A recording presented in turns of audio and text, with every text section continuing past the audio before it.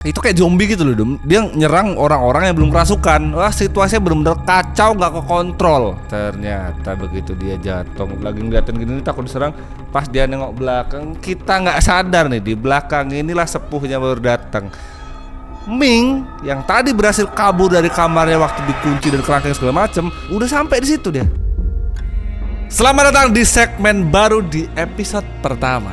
Kenapa episode pertama lagi bang? Jadi beda guys. Kalau yang kemarin itu story-nya datangnya dari kalian yang ngirim ke email atau beberapa yang diriset sama timku. Kalau ini full kita akan membahas semua hal tentang film. Silahkan kalau kalian nemu ide nama kasih aja ke bawah. Apa namanya?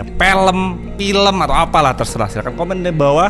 Kita mulai di film pertama. Di episode pertama ini kita akan bawakan sebuah film berjudul Medium. Ini film horor yang paling laris di tahun 2001 yang ada di Thailand. Film ini menceritakan sosok karakter bernama Nim yang dipercaya dia adalah penerus dari leluhur mereka, yaitu Dewa Bayan. Sosok dewa yang dipercaya sama orang-orang di daerah Isan sebagai dewa pelindung. Konflik mulai terjadi ketika ponakannya si Nim, yaitu si Ming, ini mulai nunjukin perilaku-perilaku yang aneh, yang negatif, yang bertolak belakang. Padahal si Nim tuh yakin betul kalau penerus selanjutnya setelah dia harusnya adalah ponakannya si Nim ini. Karena ini cuma bisa diturunkan oleh keturunan perempuan dari salah satu keluarga pilihan, yaitu keluarga mereka. Tengah misi-misi si Nim ini mau nyembuhin ponakannya yaitu si Ming tadi, yang didapatin bukannya si Ming ini sembuh, malah satu persatu keluarga mereka harus jadi korban. Penasaran gimana selengkapnya? Kopi dan juga makan kalian, sini gue ceritain.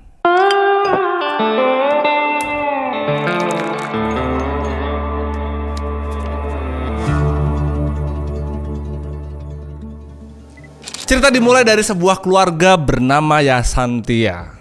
Biar gak bingung nih silsilahnya gue jelasin di awal. Jadi Yasantia ini nenek gitu ya, nenek leluhur mereka punya anak satu. Gak dijelaskan tuh namanya siapa anak pertamanya. Anak inilah melahirkan 3 orang anak. Anak pertama laki-laki bernama Manit, anak kedua bernama Noi perempuan, dan juga anak ketiga adalah Nim yang gue ceritakan di awal tadi.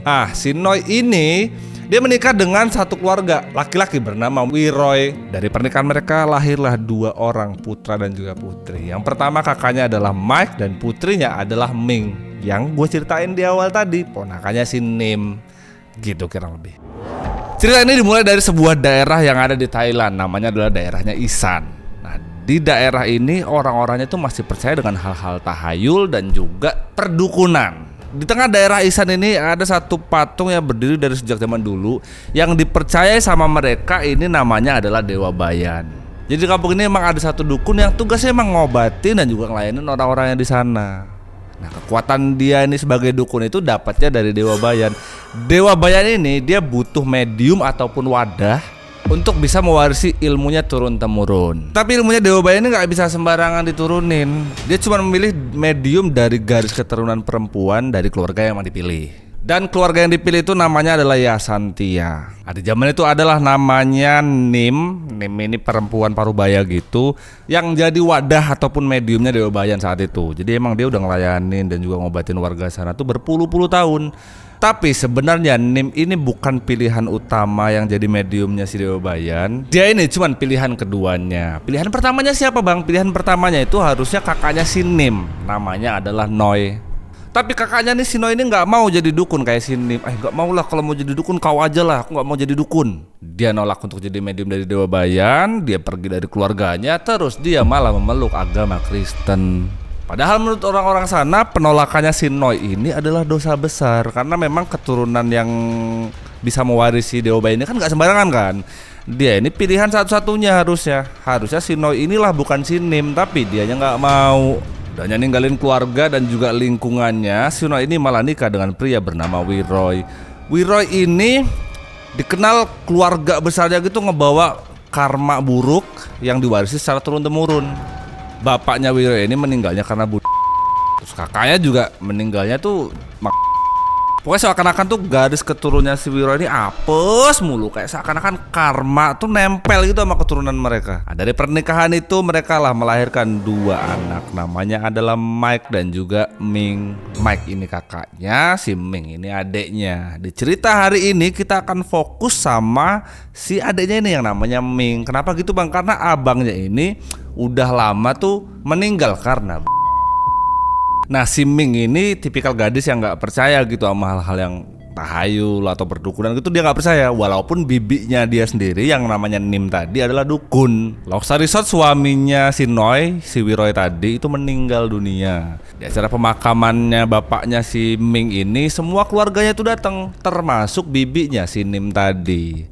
Nah, selama prosesi pemakaman itu bibinya ini si Nim ini ngelihat kalau ponakannya ini matanya kayak ngeliatin tajam, ada perempuan tua buta gitu, diliatin tuh sama dia. Tapi yang dirasain sama Nim waktu ngeliat ponakannya begitu aneh. Dan bener aja, nenek-nenek buta tadi yang diliatin nama Ming gitu ya, besok harinya meninggal dunia. Sejak saat itu si Nim ini mulai ngerasa, ponakan gua nih ada yang gak bener nih. Setelah pemakaman bapaknya itu, si Ming ini mulai nunjukin perilaku-perilaku yang aneh. Seolah-olah si Ming ini kayak punya kepribadian ganda gitu. Nah, sebelumnya si Ming ini kerja di kantor penyalur tenaga kerja gitu loh kalau tempat kita. Nah, perilaku anehnya si Ming ini nggak muncul di rumah aja. Ada satu momen juga kejadian aneh terjadi di kantor. Si Ming yang dikenal dengan karakter cewek baik-baik, tiba-tiba dia sering ketahuan kalau dia mabokan di kantor. Puncaknya, ada orang kantor dia itu yang laporan sama atasannya kalau dari CCTV yang terekam di kantor si Ming ini sering cowok-cowok di kantornya, tapi beda-beda orang. Sampai akhirnya si Ming diberhentikan lah dari tempat dia bekerja. Nah, karena dipecat sama bosnya, si Ming lah protes sama bosnya. Kenapa dia dipecat dan segala macam gitu ya. Karena si Ming ini ngerasa kalau apa yang dia lakukan dan terekam CCTV segala macam itu dia nggak pernah sadar. Nggak cuman sampai situ aja. Ada satu waktu si Ming ini tingkahnya kayak orang kerasukan hewan gitu lah, kelakuannya kayak binatang gitu. Terus si Ming ini juga sering jalan dan juga ngomong sendiri. Dari fisik juga mulai banyak yang berubah. Muka dia makin lama makin tirus gitu. Terus badan dia sering memar yang dia sendiri gak sadar kapan dia ngelukain badan sendiri, dan itu kenapa juga dia gak sadar, tiba-tiba aja memar. Puncaknya saking si Ming ini pusing gitu sama diri dia sendiri gitu, dia sempat frustasi pengen. Ibu Noi yang ngelihat kondisi anaknya begitu, dia khawatir. Tiba-tiba tuh terbesit di kepala dia jadi nyeselin apa yang sudah terjadi di masa lampau. Apa anakku nih begini-gini gara-gara penolakanku dulu jadi wadah kali ya. Si Noi ini ngerasa bener-bener putus asa, tapi dia yakin betul kalau anaknya ini yang masukin itu adalah Dewa Bayan. Tapi balik lagi, karena Ibu Noi ini tidak percaya dengan yang non medis gitu, makanya si Ming ini diobatin secara medis. Yang dia bisa lakukan hanya berdoa sambil dia berharap putrinya ini bisa cepat-cepat pulih lagi dan jauh-jauh dari hal-hal yang berbau mistis. Di sisi lain, Nim, bibinya si Ming, ini justru berbanding terbalik sama adiknya, emaknya si Ming. Si Nim ini malah ngerasa kalau wah, betul nih ponakanku nih Dewa Bayan ini masuk nih ke sini nih. Tapi ngeliat tingkah lakunya Ming yang makin hari makin aneh, Nim juga ragu nih beneran Dewa Bayan masuk sini kagak sih gitu. Soalnya harusnya bentukan dari sifatnya Dewa Bayan itu kan harusnya kan nolong, baik gitu ya. Tapi yang masuk di Ming ini malah sebaliknya, tingkah lakunya Ming ini kagak ada unsur baik-baiknya sama sekali. Apalagi gejala yang ditunjukin nama Ming ini makin lama makin brutal. Bahkan ada satu waktu si Ming ini lagi dirawat di rumah sakit, ibunya si Ming, si Noi ini berusaha untuk memindahkan Dewa Bayan ini tapi secara sendiri, bener-bener dipindahin sendiri gitu, gak ada ritual apapun gitu. Padahal dia tahu persis kalau tindakan ini itu nggak boleh dilakuin. Karena menurut orang-orang sana kalau mau memindahkan yang begini-begini ini harus ada kayak upacaranya, ada ritualnya, nggak bisa dilakukan mandiri. Akhirnya kadang ngerasa kasihan sama adeknya, si Nim lah kepikiran buat udahlah aku bantulah adikku ini. Kadang ngerasa kasihan sama ponakannya, Nim lah kepikiran udahlah aku bantulah nih ponakanku ini. Biar gimana pun apa yang udah terjadi antara gua sama si Noi kan kakak dia sendiri. Nah, untuk melancarkan misi dia ini, dia lah minta tolong sama kakak pertamanya laki-laki yang namanya adalah Manit. Jadi gini teman-teman, biar nggak bingung nih ya. Anak pertama ini namanya Manit laki-laki, anak kedua ini perempuan namanya Noi. Baru yang ketiga ini namanya Nim. Nah, buat nyelidikin kenapa nih Ming, kenapa tiba-tiba tingkah lakunya begini, akhirnya lah si Nim ini, bibinya ini datang ke rumahnya si Noi. Dia periksa apa yang udah dilakuin sama si Ming. Dia periksain kamarnya si Nim, digeledain semuanya sama bibinya. Nah, Nim lah nemu satu fakta baru yang cukup bikin geger satu keluarga itu. Nggak pernah disangka dua bersaudara ini, Ming sama Mike yang gue bilang di awal tadi, mereka lah punya kayak mana aku bahasanya, pokoknya gitulah guys. Mereka punya hubungan yang nggak wajar, harusnya kakak adik nggak begitu. Dan dari situlah ketahuan fakta kalau alasan punya kakaknya ini karena kakaknya ngerasa bersalah atas hubungan tersebut. Dari sini Nim mulai ketemu gambaran, oh aku tahu nih, ini semua pasti ulah kakaknya sendiri nih. Jadilah setelah itu Nim ngelakuin ritual di tempat kakaknya, Bun. Datang tuh ke tempatnya si kakaknya itu, ada tempat kayak kebun gitu terus pohon.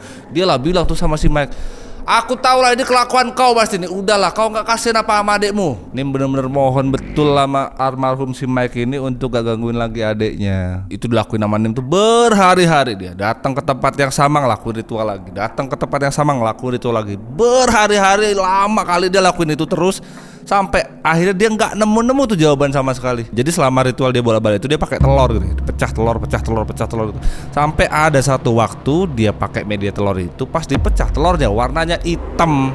Dari situlah Nim sadar kalau ternyata ini cuma salah paham. Ternyata semua yang terjadi sama Ming ini bukan karena arwahnya kakaknya yaitu si Mike, tapi justru dari sini dia punya sinyal baru untuk nyelesain masalah ini. Di tengah Nim lagi berusaha sekeras mungkin untuk menyelamatkan keselamatan ponakannya ini, Nim lah dapat kabar dari keluarga besarnya kalau si Ming ini udah beberapa hari kabur, nggak ada di rumah. Udah pusing nyari obat, nih bocah malah kagak ada di rumah, malah ngilang. Dan dicari sama keluarga tuh nggak ketemu. Sampai kurang lebih 1 bulanan tuh diurut semua kejadiannya sama bibinya nih, sama si Nim ini.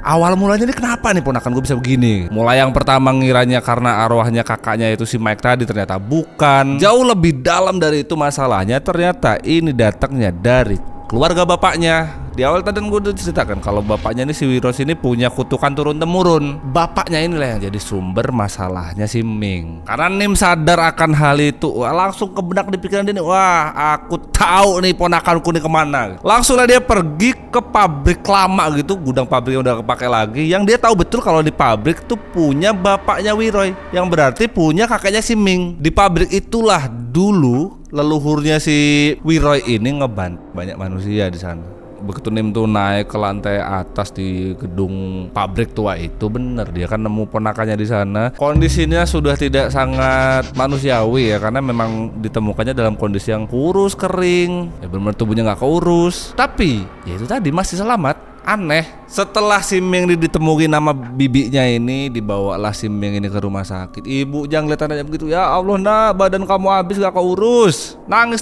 lah si ini. Ibunya ini ngeliat anaknya begini nangis. Akhirnya dia menurunkan sedikit ego dia untuk sedikit percaya dengan hal-hal yang gaib. Makanya dia minta bantuan sama adiknya ini si Nim. Tolonglah dulu lah ponakanmu inilah. Aku oke lah, nggak apa-apa lah. Kau ini pakai cara apa nggak apa-apa lah. Aku ikut aja lah caramu lah. Dia mohon betul tuh sama adiknya buat bisa ngeluarin semua roh jahat yang masuk ke tubuh ponakannya. Tapi sayangnya si bibinya ini, si Nim ini, dia cuma bisa ngejawab, aduh sorry banget nih kak nih, aku nggak bisa nih untuk bantuin ya aku tahu ini ponakanku nih, aku tapi nggak bisa nih bantuin dia nih. Roh yang masuk di tubuhnya si Ming ini bukan kaleng-kaleng nih, nggak sanggup aku. Akhirnya sama si Nim dikasihlah saran tuh kakaknya tuh si Noi, udahlah kak, kalau kamu mau sembuhin si Ming ini, aku ada saran nih, mending kita bawa aja nih si Ming ini ke dukun yang lebih hebat. Nama dukun itu adalah Santi.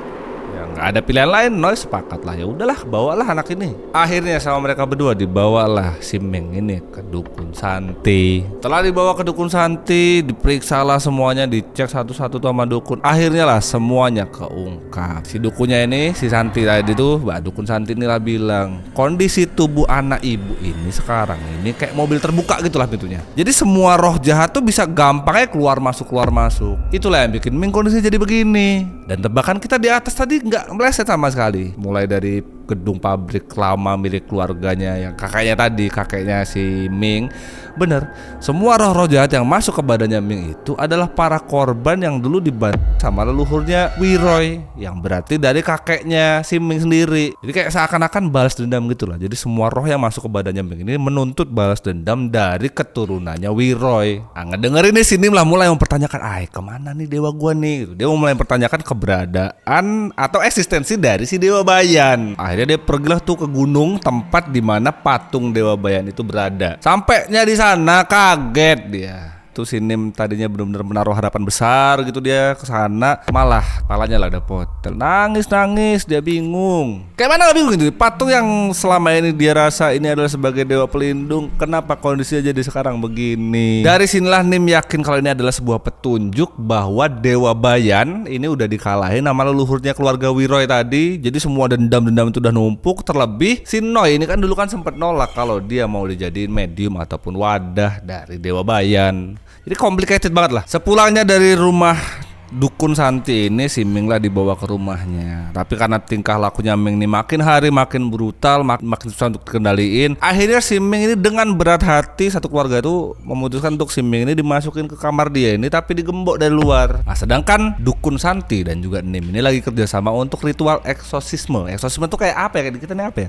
Ruqyah. Tapi ini jadi ritual yang paling berat. Karena kondisinya si Ming ini kan brutal banget, karena badannya itu kayak mobil kebuka tadi, dikuasai nama Roro jahat.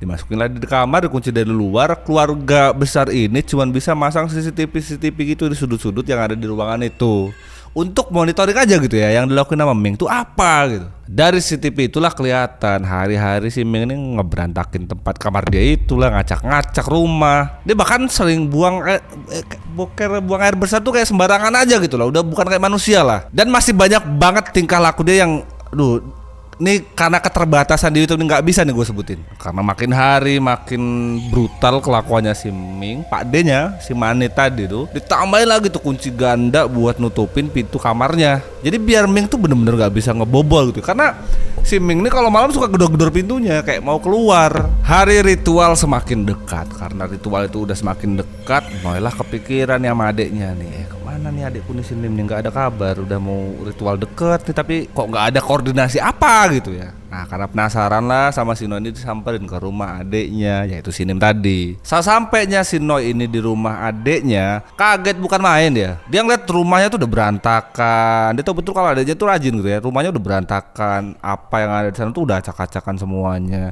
Masuk dia di kamarnya si Nim. Begitu dia buka kamarnya, kaget dia. Ditemukanlah si Nim itu sudah berbaring di kamarnya, udah saja gitu. Terus di sekeliling badannya itu dikelilingin sama belatung. Di sini Noi bener-bener ngerasa putus asa banget. Dia ngerasa kalau ini udah nggak ada pertolongan lagi nih, karena dia tahu betul nih adiknya nih si Nim satu-satunya orang yang jadi medium dari Dewa Bayan aja udah kalah. Apalagi kalahnya ini belum loh, ritualnya itu baru besok loh, belum sekarang gitu, udah kalah gitu. Akhirnya walaupun Noi ini ngerasa terpukul, tapi nggak ada pilihan lain. Misi dia satu-satunya adalah menyembuhkan lagi si Ming ini untuk bisa sembuh kayak semula lagi. Akhirnya dia melanjutkan misi itu, melanjutkan ritualnya lagi tanpa Ming. Dia benar-benar cuman bekerja sama berdua sama Dukun Santi. Long story short, akhirnya lah Noi dan juga Dukun Santi ini pergi sama rombongan gitu ya, sama rombongannya si Dukun Santi itu pergi ke gudang tempat di mana ditemukannya si Ming. Karena di gudang itulah mereka akan melakukan ritualnya. Sedangkan di sisi lain, Ming kemana bang waktu ritual? Nah, Ming ini belum diajak ke sana. Sementara itu Ming itu masih di rumah, masih dikunci di kamar kayak tadi, dijaga oleh orang-orangnya Dukun Santi dan istrinya si Manit, berarti bude dia, karena si Manitnya ikut sama si Noi dan juga Dukun Santi ke gedung tua tadi. Nah, ketika ritual itu sedang berlangsung di gudang, situasinya di rumah yang ditinggal sama Ming ini yang lagi dijaga itu, dari luar itu gue tadi lupa jelasin ya, kalau ternyata si Manit dan juga istrinya ini lagi punya satu bayi. Nah, jadi bayi itulah ikut sama maknya dan juga orang-orang dari Dukun Santi itu buat ngejaga si Ming di luaran kamar gitulah. Dari luar kamar itu istrinya si Manit itu kayak dengar suara bayi gitu. Sambil dia juga dengar suara Ming tapi udah normal gitu, nggak. Tadi kan waktu dia sepanjang brutal itu kan suaranya nggak kayak suaranya Ming lagi, udah kayak suara setan lah, suara apalah gitu. Dia dengar betul dari dalam itu suara tangisan bayi dia sama suaranya si Ming minta tolong, tapi udah normal. Yang nggak kita sadari, jadi suara bayi itu dan juga suara Ming yang minta tolong itu tadi, itu cuma manipulasi pikirannya si istrinya Manit aja biar ngebukain pintu yang di dalamnya ada Ming itu. Padahal tuh bayi itu di luar loh, ada di kamar yang berbeda dengan kamarnya Ming. Akhirnya lah istrinya Manit itu minta izin sama orang-orang yang jagain itu, orang-orangnya Dukun Santi. Aku mau buka pintu inilah, anakku nangis-nangis di dalam. Aku juga dengar suaranya si Ming ini udah normal. Nggak bisa gitu. Udah aku bilang nih, aku cuma dapat pesan nih dari bosku nih, dari Dukun Santi ini, nggak ada yang boleh buka kamar ini, apapun alasannya. Enggak, aku harus buka kamar ini. Suara bayiku ada di dalam, suaranya si Ming juga udah sehat. Mau apa lagi yang kau tutupin? Tektok panjang tuh antara penjaganya si Dukun Santi itu sama istrinya Manit. Akhirnya lah pintu itu dibuka sama istrinya Manit. Begitu dia dibuka pintunya, yang dia lihat kondisinya Ming masih sama kayak semula. Dia masih kerasukan setan banyak gitu loh. Dan gak ada juga suara bayi yang dia dengar dari luar. Hilang aja begitu dibuka pintu, hilang suaranya. Gak lama dari itu, langsung lah si istrinya Manit ini sama si Ming. Gak cuman istrinya si Manit doang, orang-orang dari Dukun Santi ini yang tadinya udah ngelarang itu ngeliat itu, waduh kaget nih, lari lah mereka lari sekenceng-kencengnya mereka lari. Tapi larinya si Ming ini bisa lebih kencang daripada orang-orang itu. Nasibnya para penjaga ini pun akhirnya sama dengan istrinya si Manit. Balik lagi ke gedung di tempat ritual itu berada. Di gedung itu tuh semua roh-roh jahat itu sama Dukun Santi dan juga orang-orangnya itu dikumpulin lah. Roh-roh jahat itu dimasukin ke apa ya, gentong gitulah, gentong kecil gitu, dimasukin lah ke gentong, ditutup, ditali karet 2 gitu kurang lebih. Udah kekumpul semuanya, udah masuk ke gentong itu, lanjut ke proses selanjutnya. Ngerasa semuanya udah kekumpul, proses selanjutnya adalah pembuangan roh itu. Dibawalah ke lantai atas lagi. Di pabrik tadi itu lantainya ada 8. Naik ke lantai yang paling tinggi si Dukun Santi ini untuk nyelesain misi terakhirnya, ngebuang roh-roh jahat ini. Tiba-tiba Dukun Santi dan juga beberapa orangnya dia ini tiba-tiba ya kesurupan gitu. Situasinya tadi yang udah dikit lagi nih kelar, wah jadi berantakan, kacau semua rencana yang mau mereka lakukan hari itu. Udah beberapa orang pada kesurupan, termasuk Dukun Santinya juga kesurupan. Jadi dia ngelakuin tindakan-tindakan yang di luar kontrol dia gitu lah. Udah di atas gedung kan berbahaya ya. Bener aja deh, dari atas gedung itu beserta dengan gentong yang ada roh-roh jahat itu jatuh ke bawah. Akhirnya Dukun Santi pun harus tewas.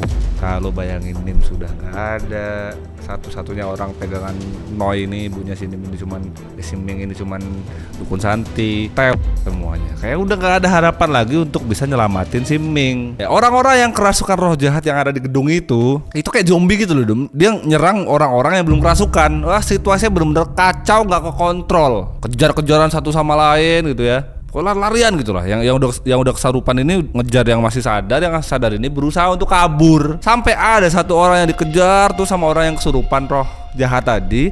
Dia lari tuh keluar gedung. Dia berhasil keluar dari gedung itu, pikir dia udah selamat nih, gak ada yang kejar lagi. Karena makin lama yang ngejar tadi rame, makin dikit. Dia lari sekenceng-kencengnya, tapi dia dari belakang tuh masih ada yang ngejar. Satu orang yang kerasukan tuh masih ngejar dia terus. Sampai ada di satu titik tempat, waktu dia kesandung jatuh gitu, dia belakang, loh kok gak ngejar lagi, dia diem. Dia ngeliat kondisi orang yang belum kesurupan dia jatuh, kan harusnya tinggal serang aja kan, tinggal terkam aja kan. Enggak, dia diem aja, dia gak berani nyerang gitu. Pikir dia selamat lah aku di sini nih. Ternyata begitu dia jatuh, lagi ngeliatin gini nih, takut diserang. Pas dia nengok belakang, kita gak sadar nih, di belakang inilah sepuhnya baru datang. Ming yang tadi berhasil kabur dari kamarnya waktu dikunci dan kerangkeng segala macem, udah sampai di situ dia. Yang orang yang kerasukan ini mundur.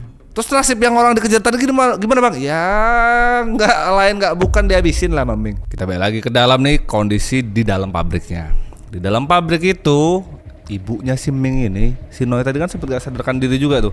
Setelah itu dia sadar. Pas dia sadar, dia lah ngerasa kalau udah nih, ritualnya udah beres nih. Aku nih sekarang nih udah dimasukin sama Dewa Bayan. Denger omongan itu, orang-orangnya Dukun Santi tadi yang udah sempat frustasi lah ya, mereka udah pesimis untuk melanjutin lagi. Karena denger omongannya Noi begitu, mereka lah optimis lagi. Sepakatlah mereka untuk melanjutin ritual itu lagi. Tapi di sini hal aneh lah ditunjukin sama si Noi. Tingkah lakunya tuh aneh gitu ya. Dia kan tadi ngelanjutin ritual, hidupin dupa lah segala macem. Keanehannya tuh di sini, dupa yang udah dihidupin sama si Noi ini ditancepin lagi ke tanah, tapi dalam kondisi kebalik. Harusnya kan berdiri gini, tapi emang dia tancepinnya begini. Begitu dia nancepin itu ke tanahnya kebalik, detik itu juga semua orang yang ada di gedung itu yang tadinya bantuin dia tuh kerasukan semuanya. Termasuk kakaknya si Noi sendiri, si Manit tadi. Bahkan si Manit nih karena udah kerasukan gak kontrol lagi, loncat aja dia dari atas itu ke jendela atas. Nah, berakhirlah di sana tuh.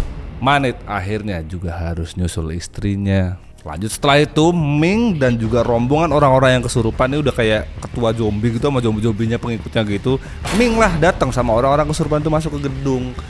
Ketemulah si Ming ini sama Noi, pertemuan antara anak dan juga ibunya. Karena ibunya ini si Noi tadi ngerasa kayak gue ini udah kemasukan sama Dewa Baya nih, ini semuanya udah bisa gue beresin sendirilah tanpa harus ada bantuan siapapun. Akhirnya diberaniin tuh sama dia tuh, disamperin lah si Ming. Udah depan-depan gitu, si Noi lah mulai ngebacain mantra-mantra di depannya si Ming. Tapi apa yang dibaca nama itu tiba-tiba berhenti gara-gara si Noi ini denger anaknya ini, si Ming ini kayak manggil ibu gitu ke dia. Itulah yang dia dengar, makanya mantra itu gak dilanjut lagi sama dia. Dia pikir, oh anakku ini udah sembuh nih, berhasil kali di mantraku nih. Ternyata yang gak Noi sadari itu cuman tipu daya dari roh-roh jahat. Ya sama kayak bayi tadi lah, manipulasi pikirannya si Noi dari si Ming tadi. Setelah itu Ming langsung nyerang ibunya sendiri, ambil bensin segala macam, siram lah ke ibunya. Nah, kelanjutannya kalian bayangkan sendiri. Bahkan bukan hanya Noi, ibunya si Ming aja yang harus selesai sampai sana. Semuanya, termasuk Ming juga. Semua orang yang ada di gedung itu akhirnya lah tidak ada yang selamat satupun. Semua kutukan di awal tadi berakhirlah sampai sini. Jadi kan kalau keluarga Yasinta tadi kan harusnya nggak ada kutukan, tapi karena sudah ada hubungan darah dengan keluarga Wiroy yang punya dendam apes 7 turunan itu, kecampur lah tuh akhirnya. Jadi semua kutukan itu berakhir karena udah nggak ada lagi keturunannya. Kan tadi Dewa Bayan itu bisa diturunkan ke saudara perempuan kan, tapi kan kalau diurut lagi kan udah nggak ada tuh. Si Nim udah meninggal, ibunya si Ming, si Noi udah nggak ada juga. Terakhir tinggal Ming satu-satunya yang harusnya jadi penerusnya juga, itu juga sudah nggak ada. Putuslah kutukan itu sampai setelah kejadian itu selesai sampai situ ceritanya. Tapi ada satu footage terakhir nih. Jadi kan tadi nggak terjawab tuh waktu si Nim ini meninggalnya kenapa gitu ya. Karena tiba-tiba Noi datang ke rumahnya udah berantakan, dia udah nggak ada aja gitu ya. Adalah satu rekaman sebelum si Nim ini meninggal. Si Nim ini kayak nangis gitu, dia kelihatan gelisah, bimbang, ragu gitu. Dia bahkan ngucap kalau sebetulnya nih aku nih beneran penerusnya Dewa Bayan bukan sih gitu. Itulah yang selama ini bikin dia ternyata tuh setengah-setengah gitu, antara optimis tapi pesimis. Bahkan dia dari awal tuh udah sadar kalau semua ritual untuk nyembuhin si Ming ini bakalan sia-sia. Gitu ceritanya teman-teman. Itu dia sebuah cerita dari Thailand sono yang namanya adalah Medium. Gue berharap lo semuanya enjoy sama segmen baru ini. Ini berarti kita baru mulai episode 1 ya. Next kalian pengen gue bawain lagi cerita dari film apa lagi, kalian komen aja di bawah. Banyak-banyakin aja komen di bawah. Nanti tinggal timku aja nanti dikurasi lagi mana yang menarik untuk kita bawakan lagi. Tidak harus Thailand terus. Kalau lo pengennya hantu-hantu atau cerita-cerita Indo nggak apa-apa, Suster Kramas kek, Suster Kayang nggak apa-apa, lu komen aja di bawah. Itu aja ya untuk episode 1-nya. Kita ketemu lagi di episode 2. Assalamualaikum.